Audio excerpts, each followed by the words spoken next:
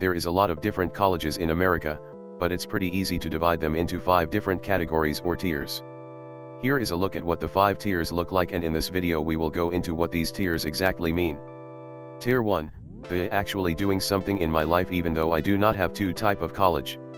This tier is honestly one of the best because people that go to these schools could easily just get a minimum wage job and hopefully make their way up the corporate ladder to eventually live a comfortable life.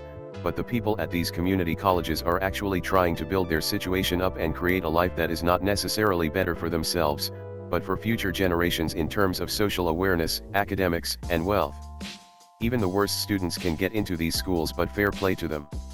Tier 2, the just happy to be here and make my family proud while getting a college degree schools. These people prioritize fun in life over anything else, which is a great thing, and one of the main reasons why they went to college was to A, have fun, and B, their family has a history of wanting their future generations to go to college, so they want to make them proud. There is just a little bit more than the bare minimum required to get into these schools. Examples of schools in Tier 2 are Texas State, University of Akron, and Mizzou, University of Missouri. Tier 3 schools are a level above Tier 2 because the people that go here probably tried a lot more in school and might have been under more pressure to get into a better university from their family. Most people here just wanted to continue their family's history of middle class and get a comfortable job than live in the same suburbs they grew up in. It is a bit harder to get into these schools compared to Tier 2, but not by much.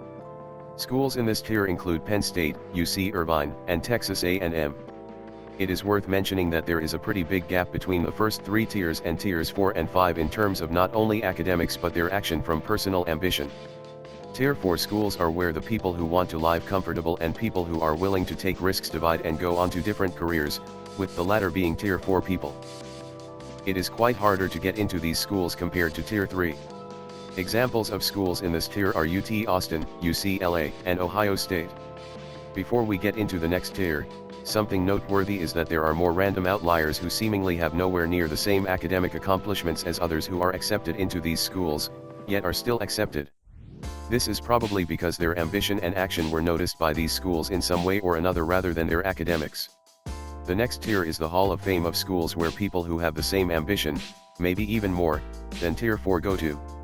They also have photographic memory to make them nearly perfect in academics. It is almost impossible to get into these schools, but hey, it was almost impossible for Michael Jordan to become the greatest of all time at one point in his life. Schools in this tier include Princeton, California Institute of Technology, and of course, Harvard. Well, that is the 5 tiers of colleges here in America. It is kind of funny how they can basically divide people with different mindsets so easily. In no way, shape or form is this an insult anybody who goes to these schools, as all this video is doing is categorizing the kind of people that go to each school. Please have a discussion below, as I'd like to see how everyone feels about this tier list and what it means. I will probably make some more videos like this.